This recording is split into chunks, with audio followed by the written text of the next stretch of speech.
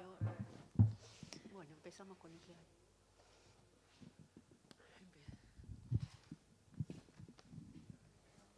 Bueno, les vamos a dar la bienvenida a quien todavía no habíamos dado la bienvenida, que han llegado hoy. Estamos organizando el tercer encuentro de Archivos y Patrimonio Audiovisual de la FADU, que hemos denominado Conservar para encontrar y recordar como un mecanismo de recupero de memoria. Concretamente yo coordino el Centro Audiovisual de la Facultad, Centro Audiovisual Mediateca y ahora también Centro Audiovisual, Mediateca y Museo. Les quiero contar que estamos también inaugurando ahora una nueva sección que esperamos se transforme en el reservorio de imágenes fotográficas de la FADU, porque también es un archivo que está perdido. Entonces van a haber unas postales que luego se pueden llevar, donde está la dirección de correo electrónico para contactarse con nosotros en el caso de que lleguen a conocer a alguien o ustedes mismos tengan fotografías. Les vamos a dar la bienvenida en nombre de la facultad a Cora Garmarnik y a Julio Menajovsky, que se van a presentar ellos seguramente mucho mejor que lo que pueda hacer yo. El tema es fotoperiodismo, archivos impensados. Entre paréntesis. Así que bueno, los dejo con ellos y se organizan. Bueno, buenas tardes. Mi nombre es Julio Menajovsky, no soy Cora Garmarnik, como alguno hubiera podido pensar. La verdad que recién estuvimos en una mesa que bien podría haberse llamado como la nuestra, ¿no? Archivos impensados. Esas fotografías que se van acumulando impensadamente y de pronto resumen retazos de historia, historias de vida, episodios del pasado que hablan mucho de la identidad, de dónde somos, de dónde venimos. Nosotros trajimos un recorrido en esto, un poquito más directo, un poquito más lineal, en términos de fotografía y en términos de archivos, pero no dejan de ser impensados tampoco. Yo soy fotógrafo, esa es mi identidad principal, yo empecé como fotógrafo fundamentalmente. En algún momento alguien me tentó para dar clases, cosa que yo no sabía que si me iba a interesar, si iba a ser bueno o no. Impensadamente también acepté, pensando que era una experiencia para vivir un tiempo y después seguir haciendo lo mío.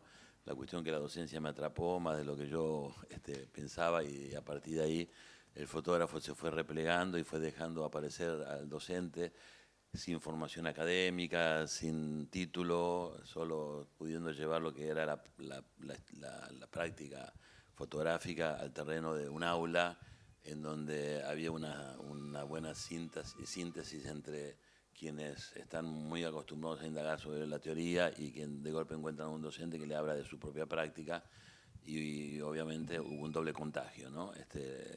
Yo me fui contagiando de marcos teóricos para pensar y transmitir lo que es la práctica fotográfica, y los alumnos supongo que habrán tenido un contacto más directo con quien llevaba a la práctica esas teorías. Fue casi un designio, ¿no? Un destino que en un periodo de gobierno donde en el discurso oficial y el espíritu de época comenzaron a rescatar la memoria no solo de una generación militante que tiene 30 desapariciones, que las tiene todo el país, que las tiene toda la ciudadanía, que las tiene todo el pueblo, diera origen a acciones concretas en relación a esa memoria. En el año 2004, el presidente Néstor Kirchner firma la recuperación del predio de la ESMA y en alguna de sus instalaciones iba a empezar a funcionar el Archivo Nacional de la Memoria. Unos años más tarde fui convocado para trabajar ahí como un experto en fotografía, así que mucho de lo que yo voy a contar ahora tiene que ver con lo que yo pude desarrollar en esos años. Ya no estoy trabajando más, mi estatus es de estar jubilado ya, pero bueno, sigo dando clases porque todavía no me han cerrado definitivamente las puertas de la facultad, ya queda poco para que lo hagan, Así que sigo usufructuando esa condición para usar mi tiempo libre ahora, un poco más libre para venir a eventos como este. Bueno, lo que pensamos con Cora, que podía ser interesante, es hablar de este fotógrafo, Guillermo Loiacono.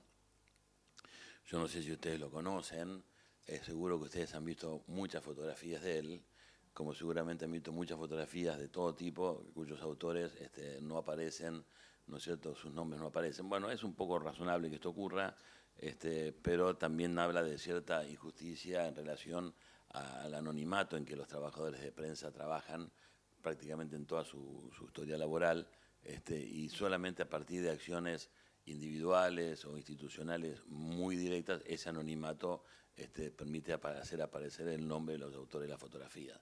Esto no pasa con otras disciplinas. Así que no va a sorprender que ustedes digan, esta foto es de Loiacono. Bueno, sí, estas fotos son de Loiacono. La primera pregunta que nos podemos hacer es ¿por qué Loiacono? ¿No? ¿Qué pasó? A ver, acá hay algo que... a ver, porque estoy viendo una foto acá que no se refleja aquí.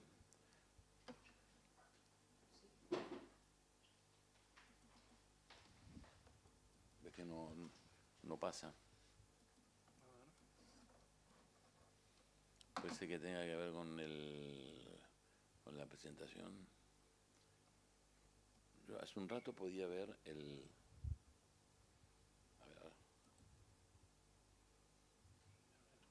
A ver. Ahí está, perfecto. Ahora puedo ver ahí está. Sí, eso ya lo tengo claro. Gracias. Correcto. Bien.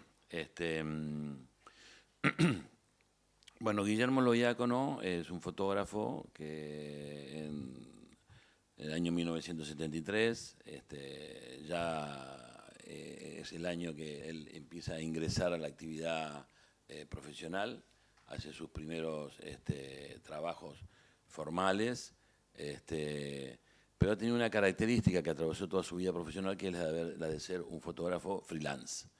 Es decir, que él siempre fue poseedor de sus negativos, de sus diapositivas, y las pudo conservar y preservar. Pudo organizar un archivo propio con el único objeto. Tiempo más tarde él descubrió que su archivo ya constituía un acervo importante desde el punto de vista documental, pero al principio era simplemente un resguardo de tipo comercial, porque sabía que sus fotografías constituían un valor para las editoriales, y en función de eso las guardaba y las clasificaba. Tuvo un paso fugaz por FADU, por arquitectura. Bueno. Porque ya que estamos... No, que en su época de estudiante muchos fotógrafos estudiaron arquitectura y Loiacono es uno de ellos. Así que ya que estamos... Sí. No las he visto, pues yo revisé su archivo personalmente, pero los podemos fijar. Pero hay varios fotógrafos profesionales, fotoreporteros, que después tuvieron mucha trayectoria, que empezaron siendo estudiantes de arquitectura. Así que vamos a rastrear eso. Bueno, por las fotografías que él tiene de esa época, está claro que él tenía algún tipo de compromiso político y de acercamiento a organizaciones políticas, seguramente de izquierda, porque muchas de sus fotografías son vinculadas a actividades de la JP y de organizaciones afines a Montoneros, pero no hay una certificación de que él haya estado orgánicamente incorporado a ninguna organización. Tiempo más tarde va a aparecer vinculado a una agencia independiente que se llamó Agencia Sigla, que fue de los fotógrafos que habían quedado sin trabajo después del cierre del diario Noticias. Él no trabajó en el diario Noticias, pero sí fue colaborador de Sigla, y luego con algunas otras agencias independientes, y luego se constituyó como un fotógrafo independiente que ofrecía su trabajo. En un momento en el mercado fotoperiodístico argentino, la figura de freelance era una figura posible de pensarse como trabajador y tener un ingreso relativamente regular, porque el Estatuto del Periodista establece cláusulas muy fuertes en caso de licenciamiento, en caso de despido. Entonces, ya empezaban a aparecer los primeros atisbos de flexibilización laboral y muchas editoriales preferían tener un colaborador permanente, arriesgándose a futuros juicios, que tomarlo de entrada y asumir la responsabilidad de tener que cumplir con el estatuto del periodista. Entonces había un mercado de fotógrafos freelance muy grande, cosa que se fue extinguiendo 2 décadas más tarde, como mínimo. Bueno, el Guillermo Loviácono, yo voy a hablar un poquito, cuando veamos las fotos vamos a ver un poquito mejor su trayectoria fotográfica, pero lo cierto es que él emergió como uno de los referentes de un nuevo fotoperiodismo que surgió entre fines de dictadura y principios de democracia, donde el acontecimiento visible de este proceso fue una muestra fotográfica que hicieron los reporteros gráficos, desobedeciendo incluso a su propia asociación, que era ARGRA, que en ese momento estaba bajo una conducción muy temerosa de sacar los pies del plato en plena dictadura, y las únicas muestras fotográficas que hacían eran de fotoperiodismo deportivo o de temas absolutamente anodinos, pero nada que tuviera que ver con un registro de compromiso con la realidad, de registro de lo que estaba pasando en el país. Muchos fotógrafos se empezaron a organizar de manera anárquica, espontánea, sin que hubiera una dirección muy precisa, aunque si uno hoy estudia los pasos que ellos dieron, pareciera que estuvieran cumpliendo el guión, ¿no es cierto?, que nos mostraron hoy las chicas recién, ¿no? Sin darse cuenta se convirtieron en activistas y tomaron una identidad de grupo independiente, que lo ubican claramente como un el impulso de esa muestra anual, que seguramente vos vas a hablar de un poquito de la muestra. Puedo contar. El impulso de esa muestra fue el ejemplo que había despertado Teatro Abierto. Yo no sé si estoy hablando de algo que permanece en la memoria de ustedes. Teatro Abierto. Teatro Abierto fue también una iniciativa de dramaturgos, actrices, actores, que hicieron unas jornadas de teatro abierto en algunos teatros de la capital federal, en donde dramaturgos como Roberto Cosa, ahora me estoy olvidando de otros nombres, pero autores, tales Nick. Solo me levanto para contarles a los que son estudiantes de la facultad que nosotros acá tuvimos al profesor Gastón Breyer. ¿Querés saber? ¿Tiene que ver con esto? Sí, porque me matan acá. Yo misma les digo, grabame con el micrófono y yo lo... Nosotros en la facu tuvimos al profesor Gastón Breyer, arquitecto, que era escenógrafo en realidad, integró Teatro Abierto en esa época. Gastón acá fue el fundador de 3 áreas de la facultad.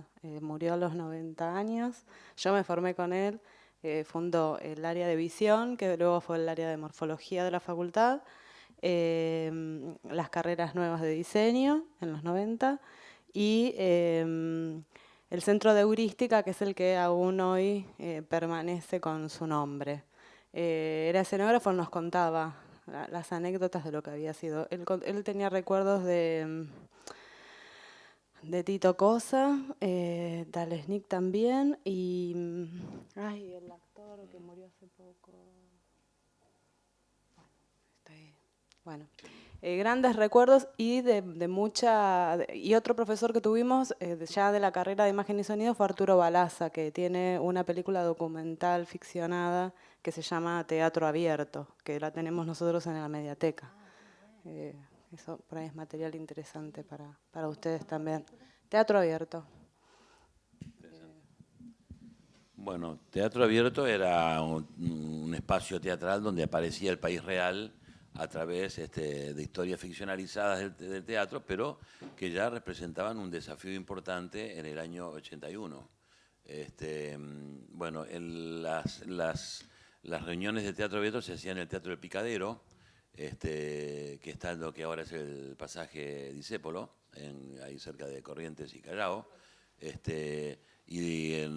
sé si al primer día o al segundo o al tercero, al primer día. En la madrugada sufre un atentado incendiario y se incendia el teatro, donde los medios obedientes con la dictadura en ese momento lo hicieron pasar como un atentado terrorista, pero todo el mundo entendió claramente que habían sido un ataque parapolicial, porque para cortar de cuajo una expresión visible de resistencia cultural a la dictadura.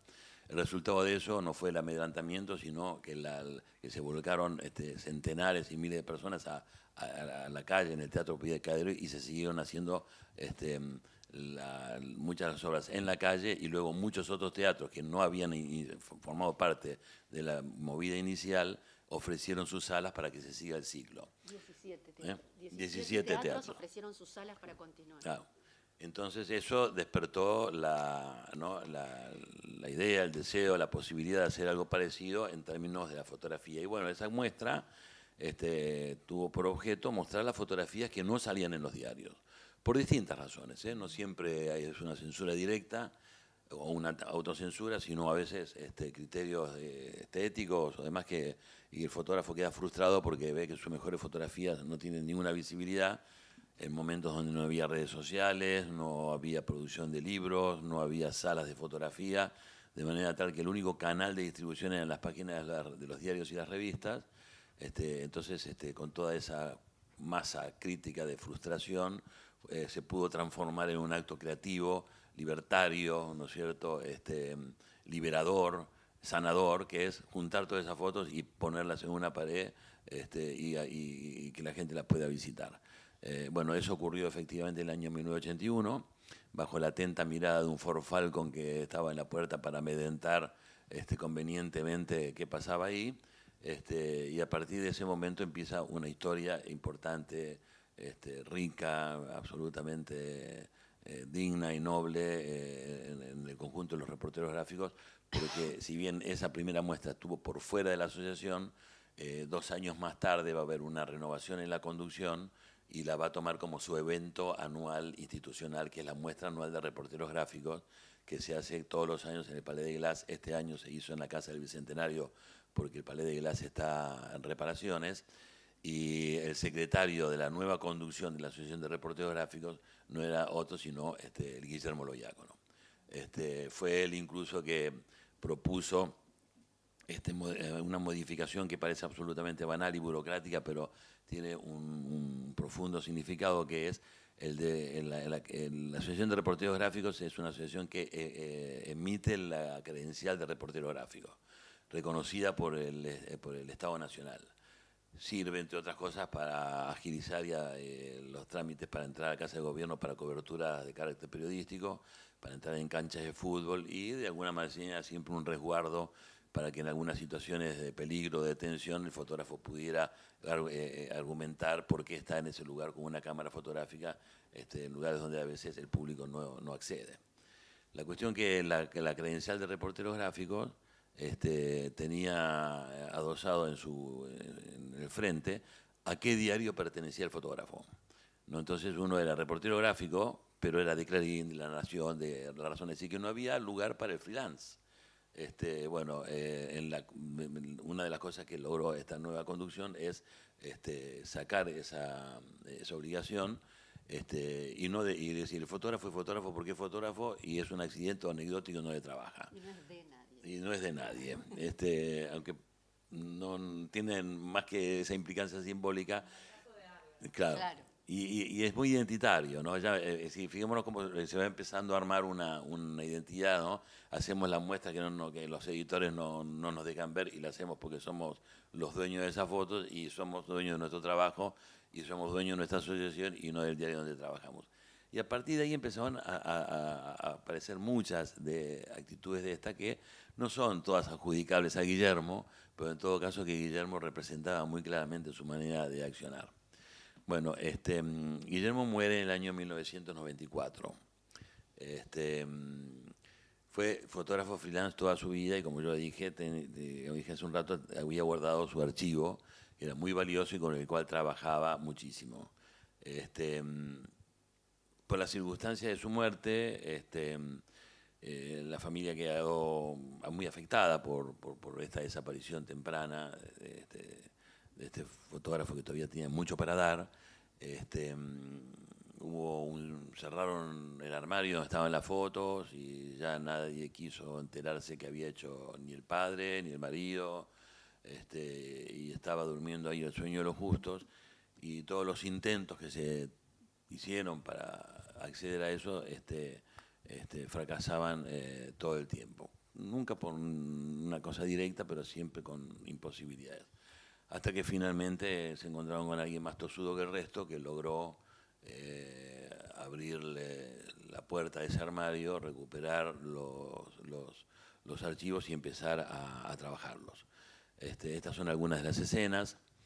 El que está ahí con el dedito y la remera gris es el hijo, que se encargó personalmente de darnos las cosas. Esto es en una casa en el Tigre.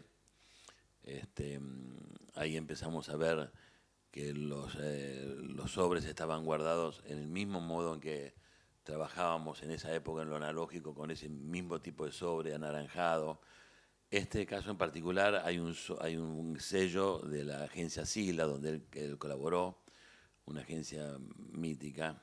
No es el momento de hablar de ella, pero no sé si Cora va a hablar, pero es una cosa que una perlita en la historia de la fotografía argentina también.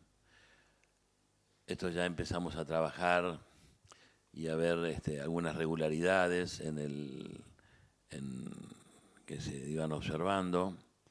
Entonces empezó a dar origen a grupos, a categorías, a temas que se repiten, a formas en que él inicializaba los sobres.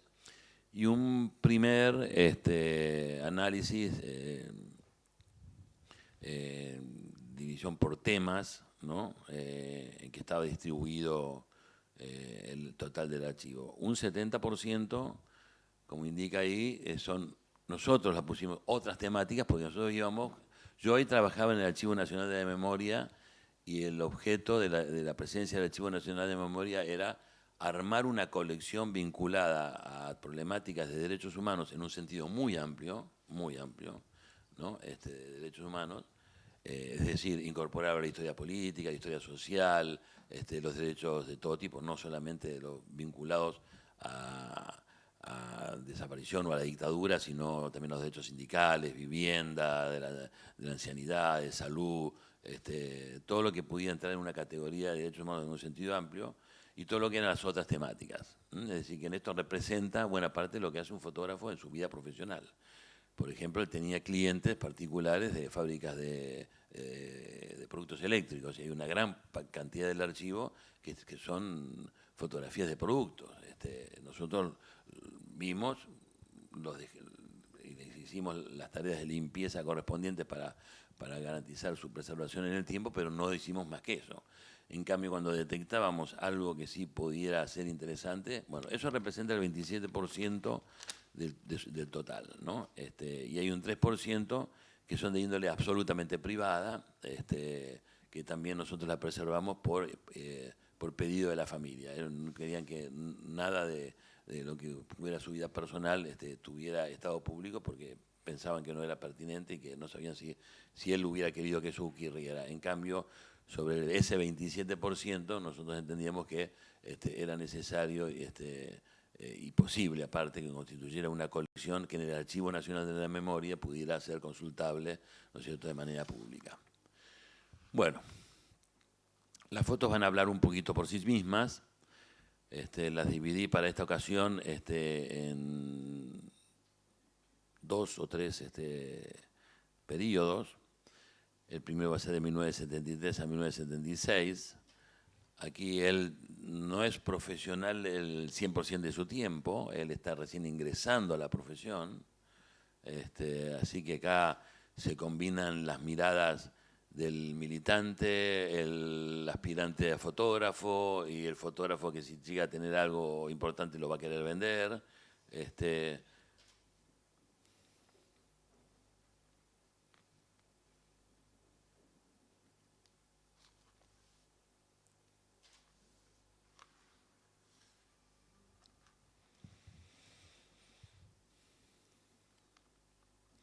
Lo que tampoco sabemos es si está absolutamente íntegro, porque no tienen un modo de numeración que permita saber si están todas las fotografías o no.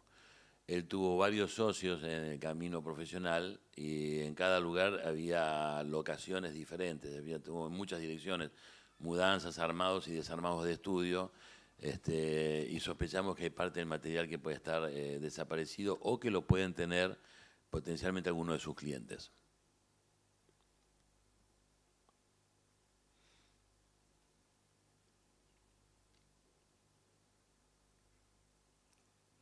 Todavía acá no se ve el gesto del profesional ya hecho y derecho que va a la fotografía publicable, a lo que les interesa más a los medios, ¿no? No obstante, estas fotografías también fueron hechas, por ejemplo, por Sara Facio se le vio por primera vez ahora en una muestra que hizo en el Malva, en una revisión de su archivo que hizo Ataulfo Pérez Sanabria. Aparecen estas mismas fotografías. Se ve que habrán estado en algún lugar muy visible porque llama la atención porque son las mismas fotografías. Bueno, este es un acto en Lanús. Hay fotos este tema está registrado en el Descamisado. Es el mismo día, aparecen las mismas personas, pero los negativos de Guillermo no corresponden a las fotografías publicadas en el Descamisado. Posibilidad una, esos negativos fueron a parar al Descamisado y nunca nunca le fueron reintegrados a Guillermo. Posibilidad dos, eran dos fotógrafos distintos que estaban ahí, es decir, que compartían en ese caso una actividad de la revista El Descamisado.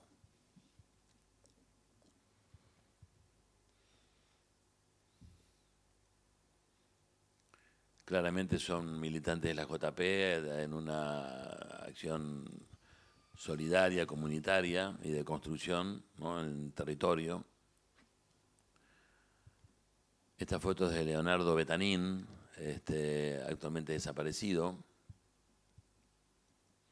Esta foto se la pudimos dar a la familia, que no la tenía.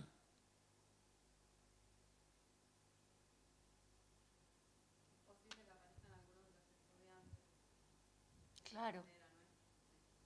Sí, estaría, ¿sabés que sí?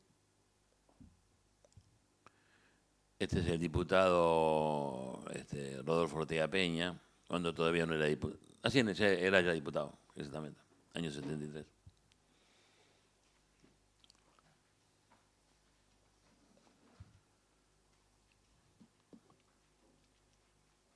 Cuando se repatriaron los restos de Vaperón.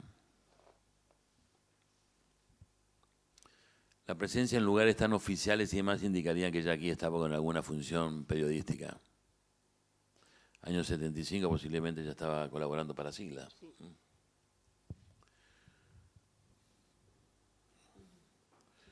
Bueno, pero el OIA con lo que más conocemos surge acá, a partir de la dictadura. Esto, por ejemplo, es la inauguración de la Feria del Libro. Como se ve, un ámbito muy agradable, ¿no es cierto?, para el desarrollo de la cultura de nuestro país, muy custodiado por dos instituciones, la Iglesia y la Marina en este caso.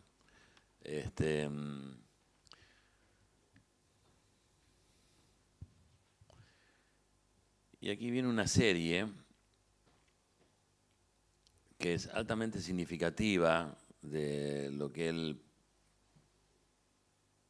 podría estar proponiéndose. Esta fotografía seguramente la han visto. Él tiene una colección casi completa de los actos oficiales, ¿no?, de los dictadores en esos años. Incluso llegó a viajar a Santiago del Estero y a La Rioja con el avión presidencial con Videla.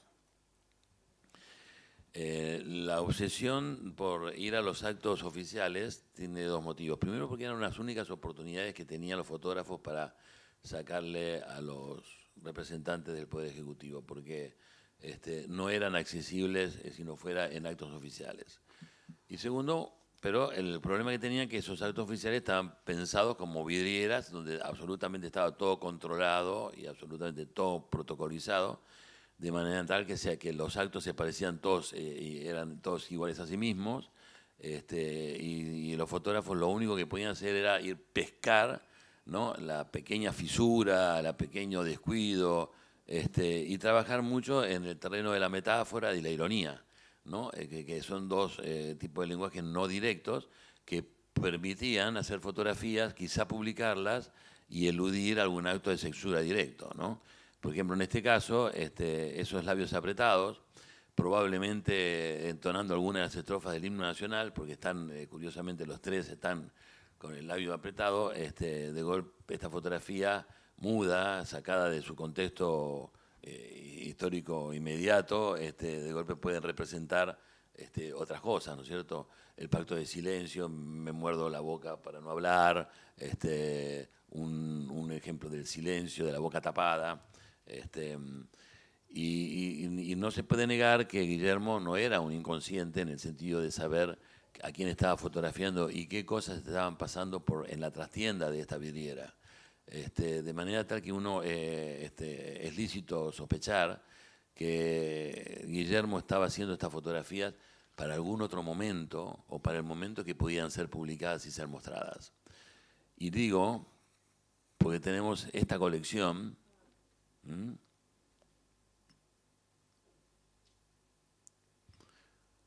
los que están ahí es Albano Arguindegui, que era el ministro del Interior, y uno de los ministros de la Corte Suprema. La Corte Suprema, organismo máximo de un poder judicial que había rechazado sistemáticamente todos los habeas corpus presentados por los miles de familiares que buscaban a sus hijos o a sus parientes.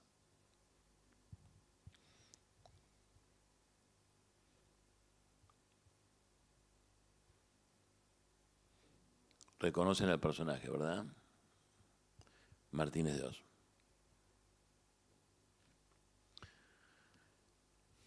Es Monseñor Aramburu, departiendo alegremente con los representantes del Poder Ejecutivo, los usurpadores del poder.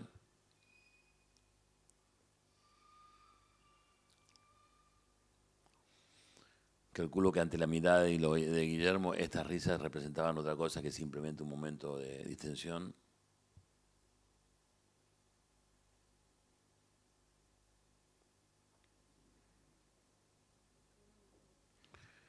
Y aquí hay un tipo de imagen que se reitera.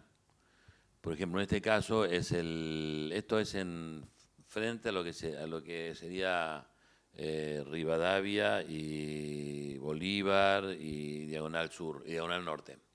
Estaba el local de la Wells Fargo Bank. Hoy es un banco que cambió de nombre porque no está en Argentina. Un Ford Falcon pasando por la vidriera. Esto solamente o pasa de casualidad o pasa por una búsqueda o por una espera de que esa vidriera diga alguna otra cosa que por sí sola no lo dice. Luego aparece esa misma vidriera, ¿no es cierto?, desfilando en un desfile, en una fecha patria, el 9 de julio de 1982, y la vuelve a garantizar con una imagen en vertical y en horizontal. Y aparece en el archivo varias veces, no con fotos, con imágenes tan bien logradas que sintetizan algo, ¿no es cierto?, pero evidentemente acá hay un metamensaje claro, ¿no?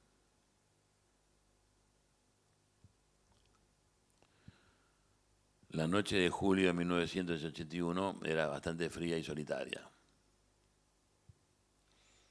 Una fila de taxis sin sus clientes puede ser una buena manera de contarlo.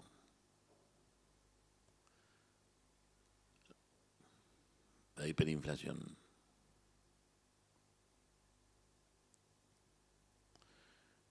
El Ministerio de Bienestar Social, que todavía se llamaba Bienestar Social, después va a llamarse de Acción Social y luego de Desarrollo Social, había abierto una lista, ¿cómo se llama?, de trabajo para...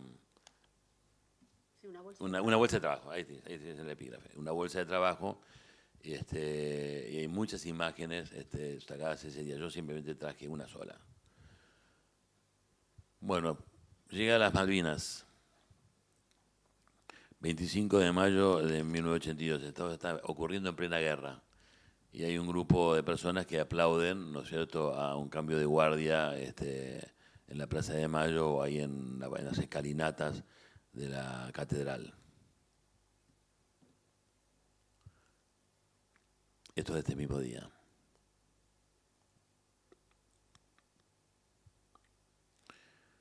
El 6 de diciembre de 1982 fue una marcha muy importante de los organismos de derechos humanos.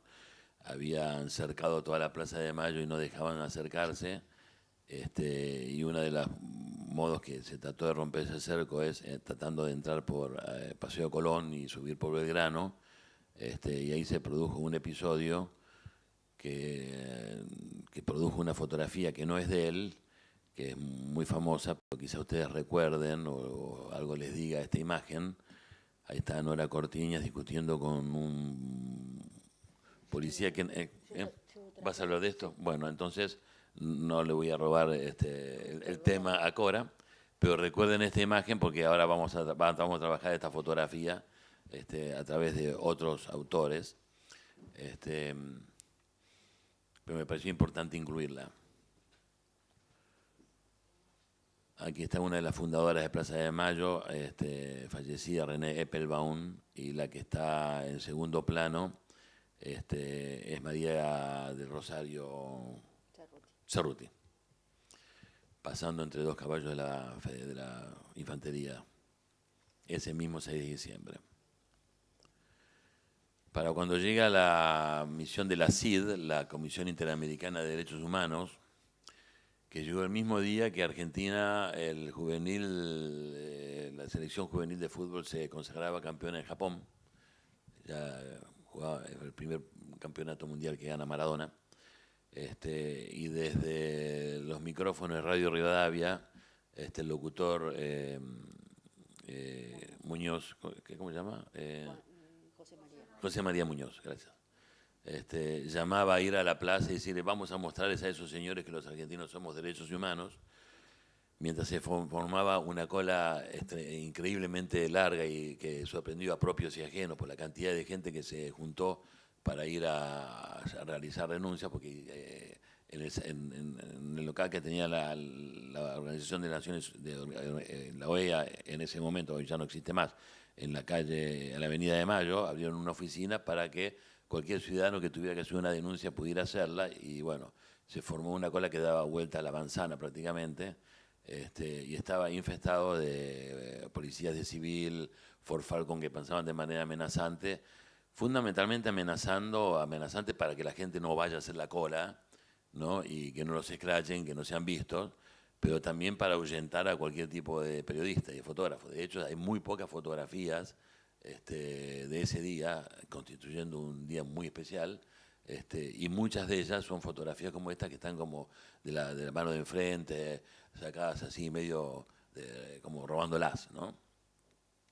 Y él encontró esta foto increíble, ¿no? Porque hay un cine ahí que ya está, no existe más ese cine, ¿no? Que daban dos películas, una llamaba El ojo del huracán y el otro Solo vive el espanto.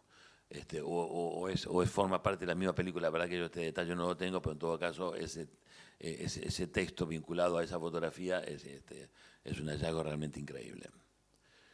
Bueno, este era el clima de quienes miraban a esa fila de gente que se formaba enfrente. Y acá hay dos mujeres que se pusieron muy orgullosas, el cartelito "Los argentinos somos derechos humanos". Esos cartelitos se supo después que fueron impresos en la imprenta que funcionaba la ESMA. Hay muy pocos registros también de ese momento. Y este es parte de cómo quedó el obelisco después del festejo de ese mundial.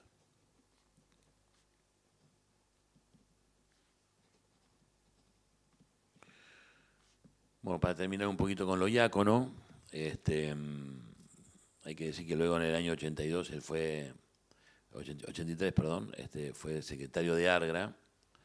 Argra ahí tuvo una nueva vida.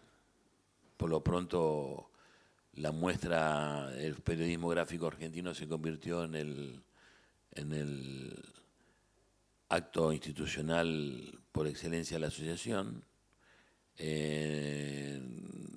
Salvo algunas ocasiones, casi siempre hubo un catálogo. Y en el catálogo siempre aparece una fotografía en su portada que es una opinión de la organización, no de la asociación, como cuál fue el acontecimiento singular del año. Y de ese año fue, esta es la séptima muestra, no es en el 82, quiero aclarar. Pero sí, Guillermo Lodiácono era secretario de la asociación en este momento también. Fue cuando el fotógrafo Rafael Calviño fue amenazado por un cara pintada en una persecución que se hizo cuando se lo estaba buscando Aldo Rico, que se había evadido de la justicia.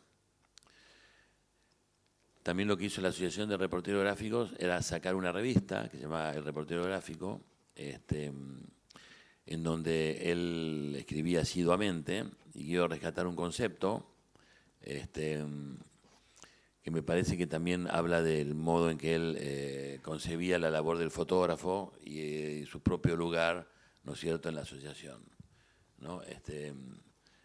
No sé si se alcanza a leer el texto, acá el texto seguramente se lee mejor. Y en síntesis, lo que él está asumiendo acá, que el fotógrafo no es un simple replicador de la realidad, sino que es alguien que interviene con sus imágenes. Este concepto que hoy es fácil de entender y muy asimilable, y prácticamente cualquier fotógrafo que reflexione un poco sobre su misión, hoy puede asumir este concepto. Para la época era atrevido y provocador, porque el orgullo del fotógrafo durante mucho tiempo fue que él con su cámara, que registra lo real y ni siquiera saca, las fotos son lo que yo pienso, la foto no miente, ¿no? Este carácter de réplica automática de la fotografía, que es un obstáculo concretamente para poder entenderla, para poder leerla y para previsualizar cómo interviene y cómo incide en la construcción de identidades del acontecimiento, niega al sujeto que la realiza, que es el fotógrafo. Parecería que la fotografía las hace una cámara y que el fotógrafo simplemente es un ejecutor obediente de lo que hay que hacer, recibiendo órdenes, cumpliendo fielmente lo que espera el medio de él. Esto haría a un buen profesional desde cierto punto de vista, ¿no es cierto? Y lo que el fotógrafo tiene que hacer es repetir el código estereotipado de cómo se debe construir los eventos de la realidad para que sirvan como mercancía, para que los diarios se vendan y se pueda reproducir el ciclo económico. Para un fotógrafo, para un trabajador que era dueño de su propio medio de producción, que era su cámara, de su propio producto, que era su fotografía, y que la vendía como un productor que podía entender la lógica del mercado, podía quizá pensar su profesión de fotógrafo de un lugar diferente.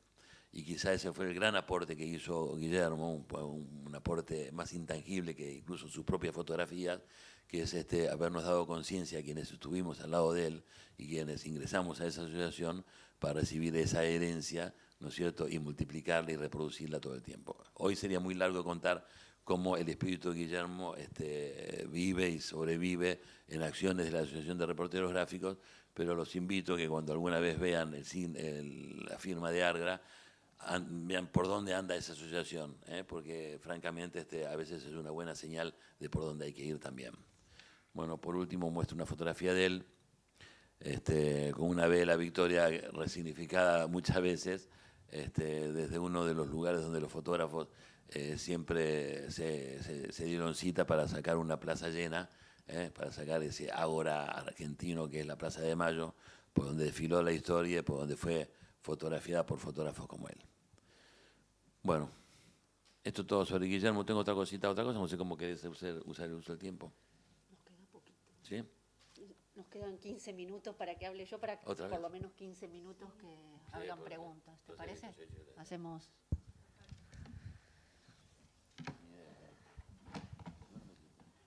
Porque me encanta igual este...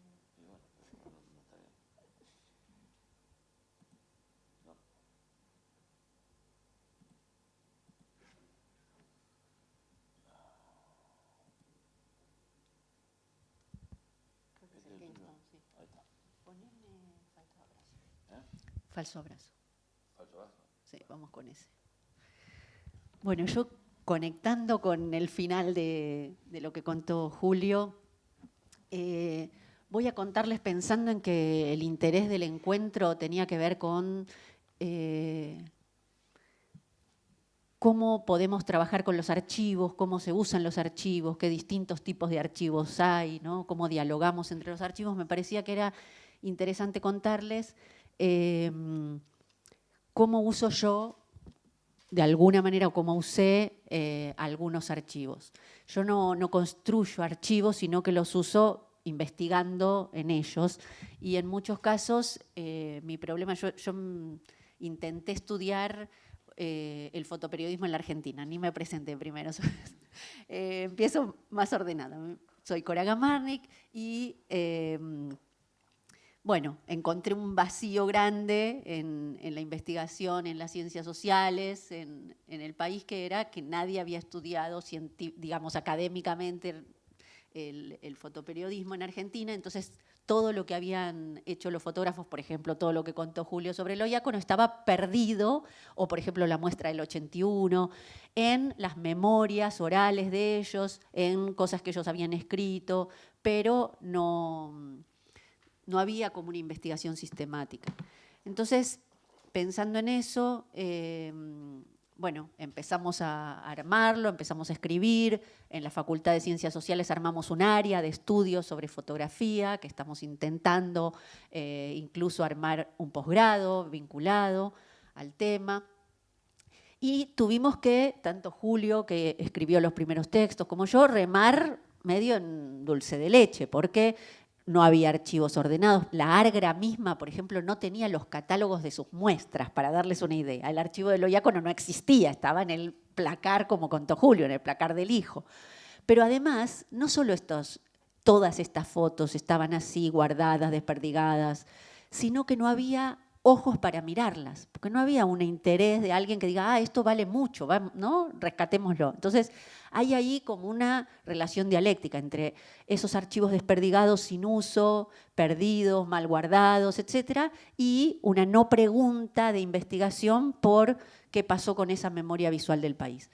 Eso se fue revirtiendo en estos últimos años. Hay bastante gente ahora que está empezando a estudiar y valorar el tema de la imagen y de la fotografía de prensa en particular.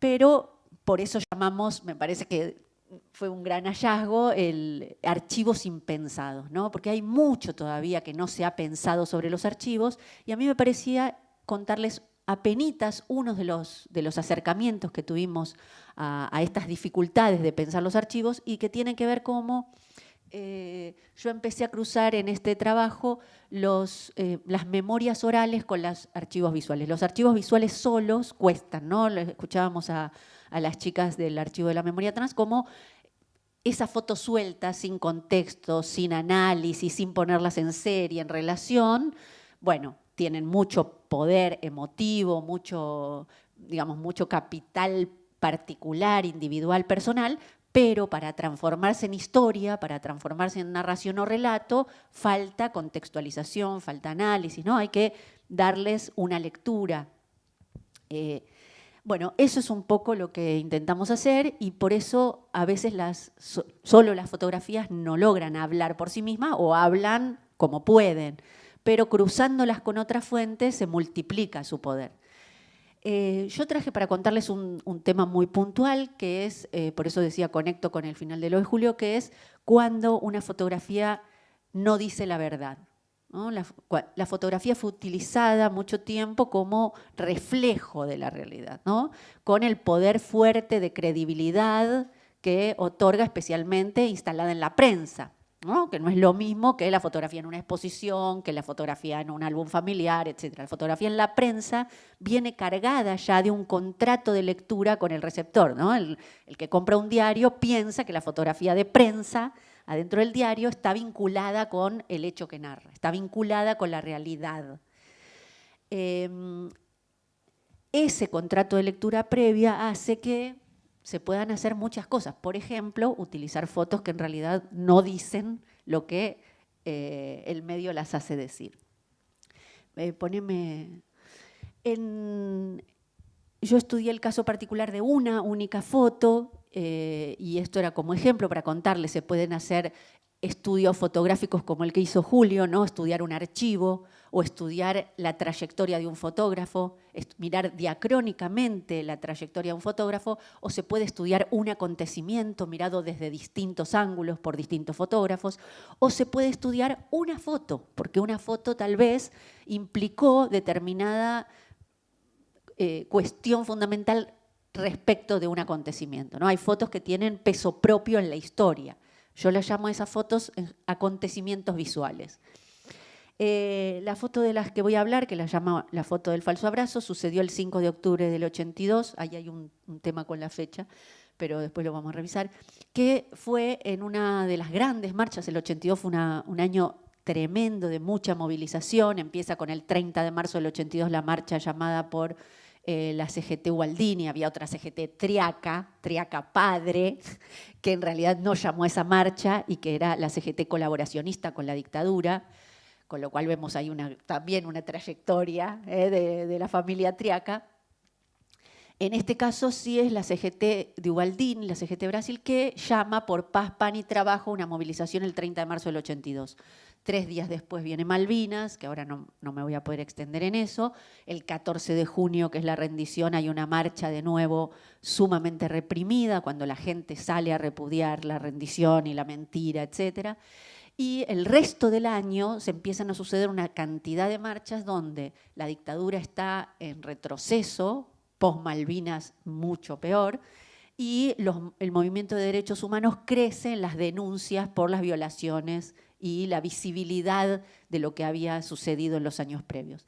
El 5 de octubre del 82 se hace una marcha por la vida, los organismos de derechos humanos se plantean entregar en Casa Rosada unas firmas que habían juntado para pelear en contra de la amnistía.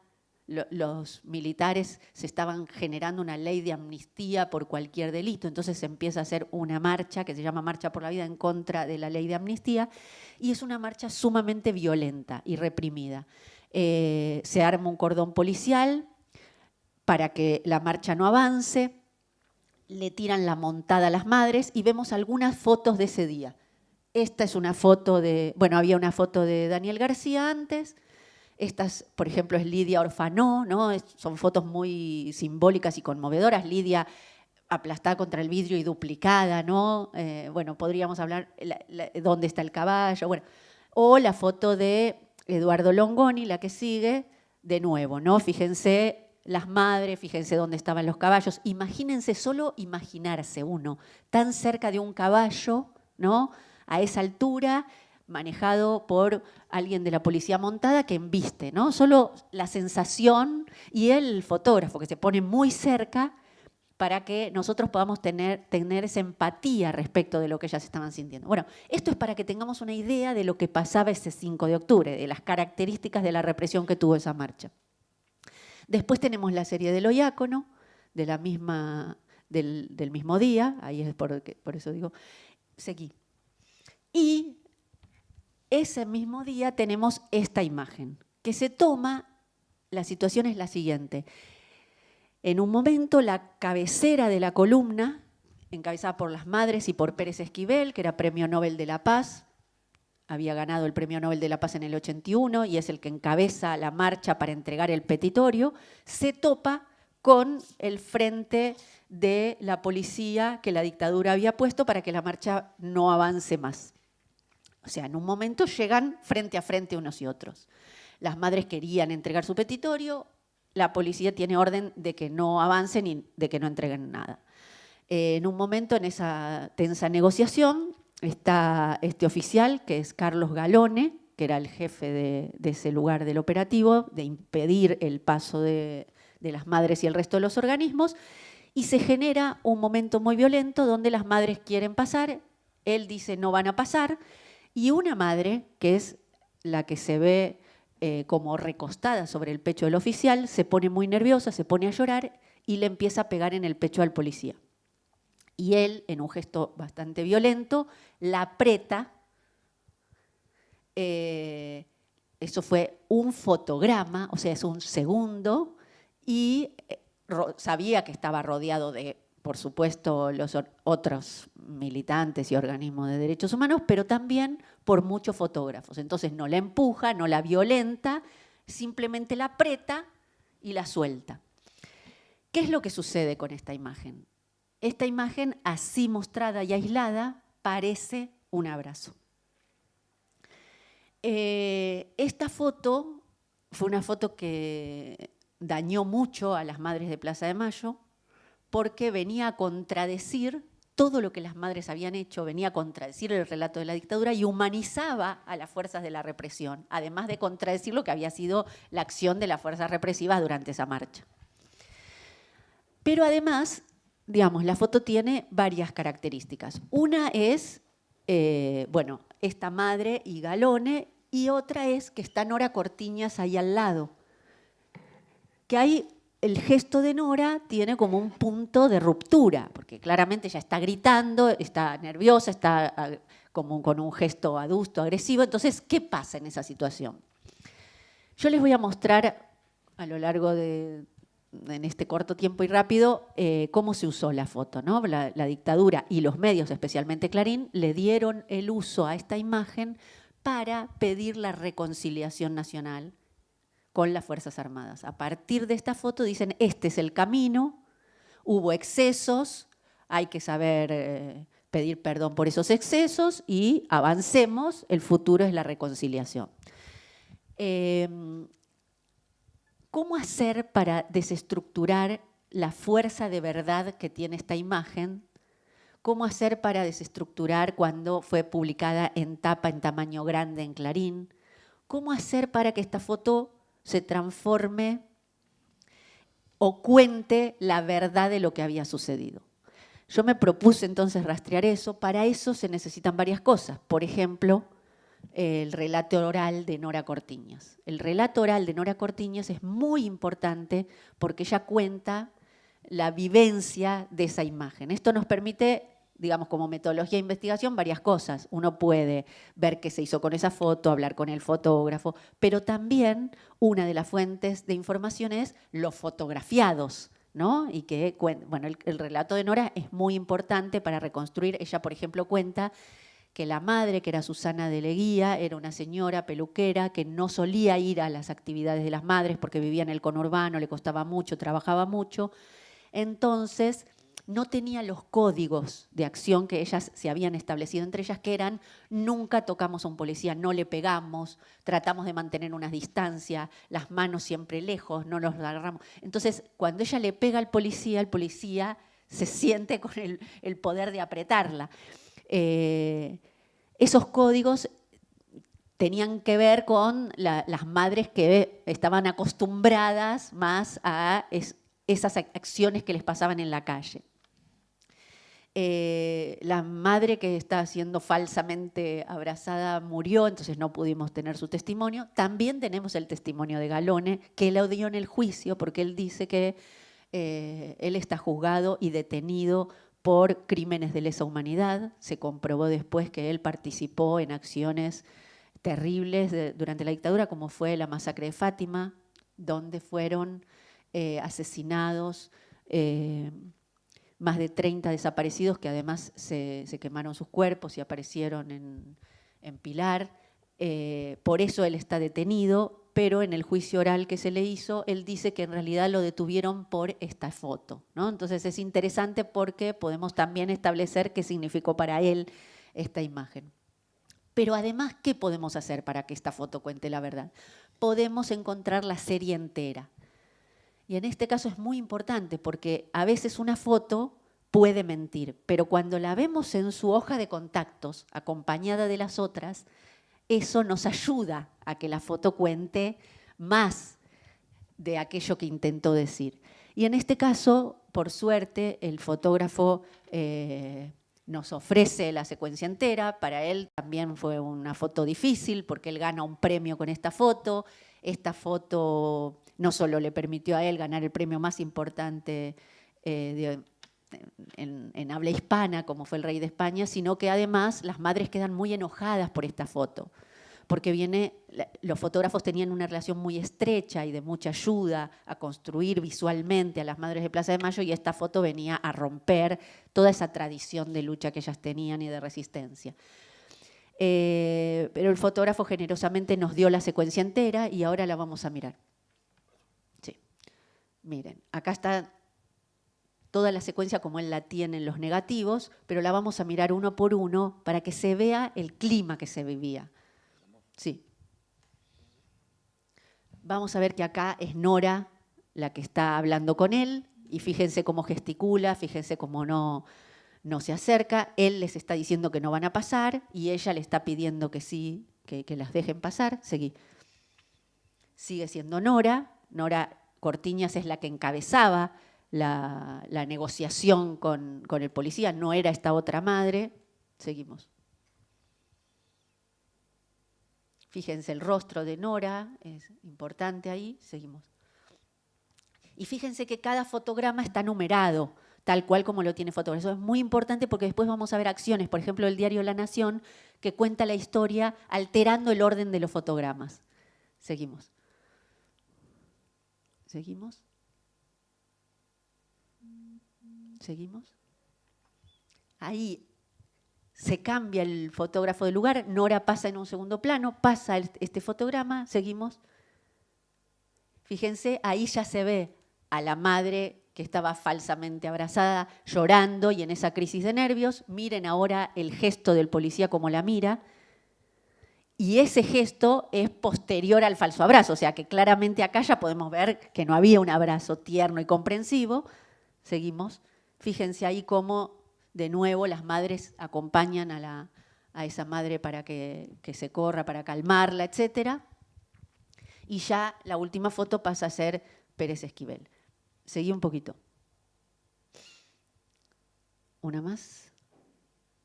Bien. Esta es la tapa de Clarín al otro día de la marcha. Por eso es tan importante historizar las fotos. Yo llamo a hacer la biografía de la foto, contar toda la historia. Por eso fue tan importante encontrar otras fotos de la marcha, tomadas por otros fotógrafos. Y también logramos encontrar otras fotos del mismo momento tomadas por otros fotógrafos, para que nos cuenten todo el relato, ¿no? Para hacer toda la película. Córreme una para atrás para ver Clarín. Clarín es la primera vez que publica una foto de las madres de Plaza de Mayo en tapa en este tamaño. Y lo hizo para esto. Y después se editorializa al día siguiente. Ya estamos mal de tiempo. La editorializa, vuelve a publicar esta foto diciendo de nuevo, este es el camino de la reconciliación, las madres tienen razón en sufrir, en tener su dolor, la policía y las fuerzas represivas no las llama así, sino las fuerzas de gobierno tienen que tener esta actitud de comprensión y el futuro es este, ¿no? Que no haya grietas en la sociedad. Voy a avanzar rapidísimo para cerrar para que podamos hacer alguna pregunta. Una más. Esta es muy importante. Esta foto fue tomada un instante antes del falso abrazo por un reportero de Telam que se llama Jorge Sánchez, que muestra el momento de tensión, de angustia de la madre y la actitud que tenía el policía. En la muestra de reporteros gráficos de ese año, Ranea postula su falso abrazo y Sánchez postula esta. Y lo que hacen los reporteros gráficos es poner las dos, una al lado de la otra. Esa noche que los reporteros cuelgan la muestra, la foto de Sánchez, que estaba dentro del edificio de la OEA y que el Ministerio del Interior tenía la llave para entrar, es misteriosamente descolgada y dejan solo esta. Por suerte, en el catálogo de reporteros gráficos figuraba la foto, así que quedó. Pásame la siguiente, Julio. Una más, voy a ir más rápido. Esta es la secuencia, déjamela un segundo. Miren la secuencia como la pone La Nación, altera los fotogramas. Entonces empieza al revés. Parece que la señora está angustiada, sigue angustiada y el policía la abraza, como consolándola. Bueno, fue al revés. El policía la había apretado fuerte, cuando la suelta, ella se va angustiada, porque en realidad no había sido un abrazo, sino que la había presionado. La Nación cambia la secuencia para contar también esta historia del policía bueno y la reconciliación nacional. Bueno, les comentaba que en el catálogo los fotoreporteros ponen las dos imágenes. Avanza un poquito más. Esto es en la muestra del 82, avanza un poquito más. Y si bien es sacada del edificio de la OEA, en este catálogo, que fue muy poquitos ejemplares, etcétera, ahí se editó con esta secuencia. Bueno, muchas cosas, no tenemos tiempo y quiero dejar aunque sea 10 minutos para que conversemos. Me parece importante lo siguiente. Este caso atraviesa todos los problemas que puede tener una fotografía de prensa. Los usos que se dan, lo que le pasa al fotógrafo cuando la saca, lo que sucede cuando esa foto pasa de agencia a los medios, el uso que los medios dan, la voz de los fotografiados, o sea, todo lo que podemos estudiar alrededor de una fotografía de prensa atraviesa este caso. Por eso me parece tan importante. Pero además es un caso importantísimo en la historia, porque es una fotografía que intentó torcer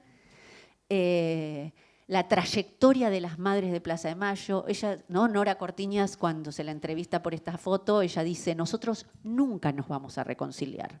No existía en nosotras el discurso de reconciliación, porque en todo caso, si eso fuese posible, son nuestros hijos que tendrían que emerger del fondo del río donde los tiraron y reconciliarse con sus asesinos. Nosotras no podemos perdonar. Y es muy fuerte el testimonio de ella y es muy clara la posición de las Madres de Plaza de Mayo respecto de la reconciliación. Entonces, y siempre fue así, con lo cual se utilizó esta foto con todo el poder de credibilidad que permite la fotografía de prensa instalada en un medio como Clarín en ese momento, en ese tamaño, etcétera, para intentar torcer un rumbo. Por eso me parece también que es un gesto importante respecto de la investigación volver a reponer esta fotografía en su correcto uso, en su correcta trayectoria. Esto es una forma, entonces, para volver a los archivos, de cómo utilizar las imágenes de los archivos de prensa, ¿no? Esto de volver a ver las hojas de contacto, ¿no? Las fotografías aisladas, cruzarla por lo que hicieron los diarios, cruzarla con los testimonios orales, mirarlas desde distintos ángulos, ver el mismo suceso desde distintos fotógrafos. O sea, todo ese trabajo tenemos que hacer en búsquedas y trabajando con distintos archivos para poder reponer por lo menos la verdad histórica de una imagen. Me parecía que esto era algo para contarles a los que construyen archivos, ¿no? Así como la construcción del archivo es, digamos, tiene muchos problemas dilemáticos, como vimos en la mesa anterior, los que usamos los archivos tenemos muchos problemas también para que el archivo hable y nos diga lo que nosotros necesitamos. Muchas veces eso no está, entonces hay que reponerlo con actividad de investigación. Bueno, en eso estamos, vale la pena, me parece. Muchas gracias. Nos quedan 8 minutos, así que veloz. Bueno, la verdad que está buenísimo el análisis, nos sirve mucho para terminar como de pensar el momento actual. Total. Es un tema. Hoy más temprano tuvimos la visita de, ¿cómo se llama? Martín Volati, que planteaba cuestiones en relación a cómo ahora, a través de las redes sociales, los memes, mostró una cantidad de material del presidente utilizado por los medios para poder descalificar cuestiones de los discursos, de las medidas que toma. Y decía como que, bueno, que era una herramienta política y de discusión a nivel de imagen de lo que sería una bajada hegemónica del discurso. Y yo no podía dejar de ver lo contrario. O sea, así como en este momento las redes sociales no existían y también existía esta manipulación que es puntual y que es rastreable, mi temor hoy es que esto otro, que también lo podemos usar como herramienta militante o contestataria o reflexiva en algunos sectores, también se utiliza justamente desde los medios hegemónicos y no podés.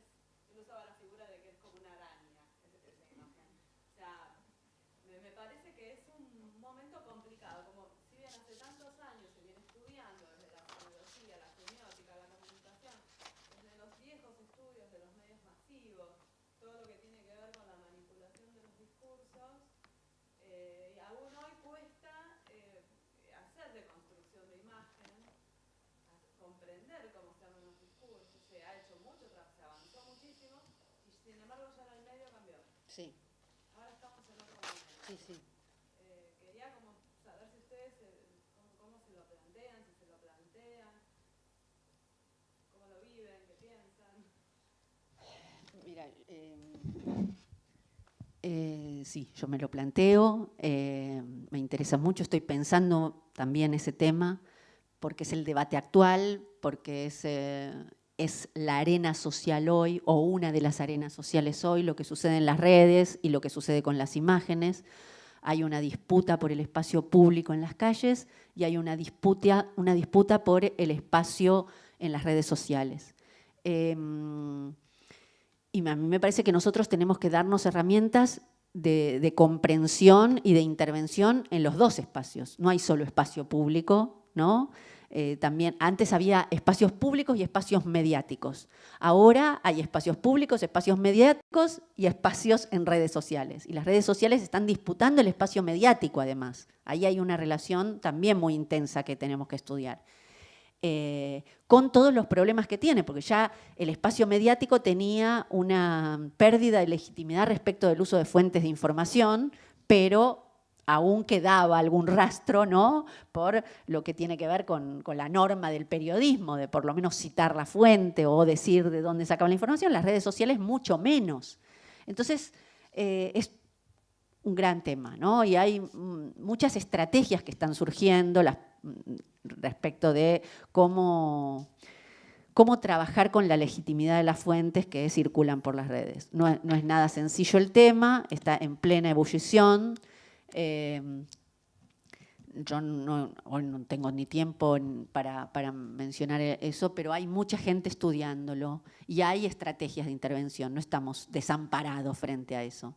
Y algunos también nos estamos dando una estrategia de intervención en las redes de otro tipo, ¿no? Citando la fuente, citando los autores, ¿no? Volviendo a instalar la legitimidad del discurso periodístico en las redes. Y eso también está en juego. O sea, no es que no hay estrategias, ni es que no se está teniendo en cuenta lo que sucede en ese ámbito. Pero como está difícil en la calle hoy, la pelea también está difícil en las redes, ¿no? Es muy fuerte el caso del chico asesinado en el Chaco. Yo estuve estos días revisando el tema y nada, esto de que haya salido instantáneamente una foto de otro nene de similar edad, armado, cuando la maestra, el hermano, todos están diciendo, ese no es mi hermano, ¿por qué están haciendo esto? ¿No? O sea, lo que hay que pensar ahí es, ¿por qué? ¿Qué se está jugando en tener que mostrar una imagen de un chico armado que no era ese nene para justificar un asesinato, ¿no? O sea, hay muchas preguntas que hacerse. La primera es, ¿por qué piensan que mostrar un nene armado, aunque esté armado, puede justificar un asesinato? ¿No? Pero además, esto de, por ejemplo, negar el estatus de perteneciente a una etnia de pueblo originario del nene. O sea, hay muchas cosas que pasan con el caso de este chico asesinado. Y es realmente gravísimo lo que está sucediendo con el tema. A mí,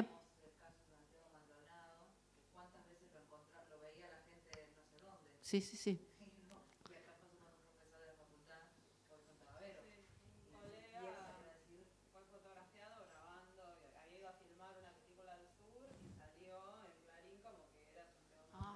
¿Un profesor de la facultad? Sí, viene a decir, soy yo. No es Santiago Maldonado. Dice ahí, salió su descargo y así con todo.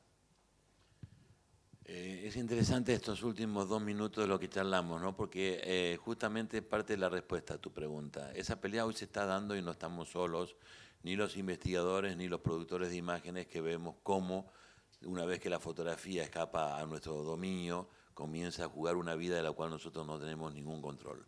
Hoy la gente está avivada. Una vez una alumna mía en un trabajo monográfico me puso: la digitalización democratizó la duda, ¿no? Permitió democratizar la duda de las fotografías. La fotografía analógica tenía ese halo de que no se podía manipular, o la manipulación era muy esporádica o eventual o totalmente aislada. Y cuando apareció la digitalización y el Photoshop, y la gente con una aplicación gratuita podía cambiar el aspecto de algo, se dio cuenta que la fotografía, es decir, la volatilidad del objetivo de la verdad estaba totalmente en discusión, entonces cualquier fotografía empezaba a ser dudosa. Eso es un gran avance porque al perder ese halo de réplica de la realidad inexorable que tenía la foto, hoy todo el mundo se permite dudar y por suerte se duda y se duda en voz alta. Lo que no significa que se hayan desarmado los mecanismos, ¿no es cierto?, de discurso hegemónico. Muy lejos estamos de esa realidad. Ahora, en relación a si nosotros estamos discutiendo, analizándonos, bueno, yo puedo hablar por mí, creo que ahora por nosotros como área de estudios, bueno, estamos provocando justamente un evento, un ciclo que el lunes va a tener su segundo encuentro, que se hizo una convocatoria a fotógrafos y colectivos fotográficos que hayan encarado distintos proyectos en torno al conflicto y el fotoperiodismo y el conflicto social. Nos hemos encontrado nos hemos encontrado con algo que ya sabíamos que nos íbamos a encontrar, por eso lo provocamos, ¿no? Con muchísimos fotógrafos y colectivos que por fuera de cualquier demanda institucional o empresaria o como estrategia de trabajo, laboral, lo que sea, encaran trabajos, ¿no es cierto?, que en torno a situaciones conflictivas sociales que están hoy en la agenda. Cuestiones de género, trata, bueno, ni que hablar de movilizaciones en la vía pública, como fue lo de Santiago Maldonado y luego la reforma el 17 y 18, el 18 de diciembre por la reforma provisional.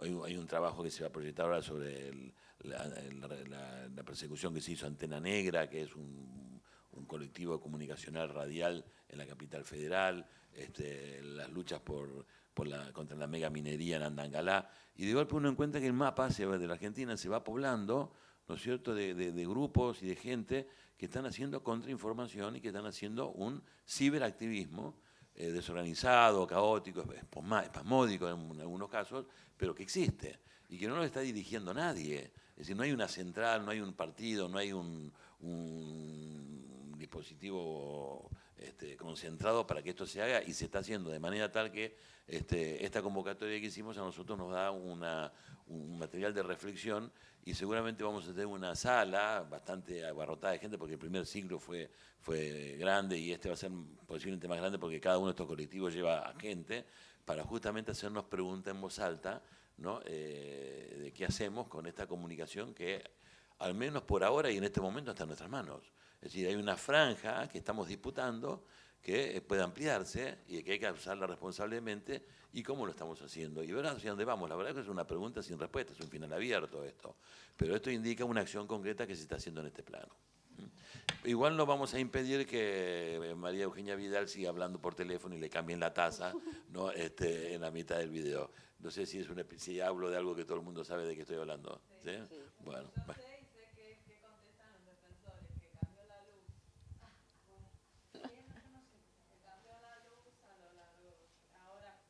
Ahora te lo pongo.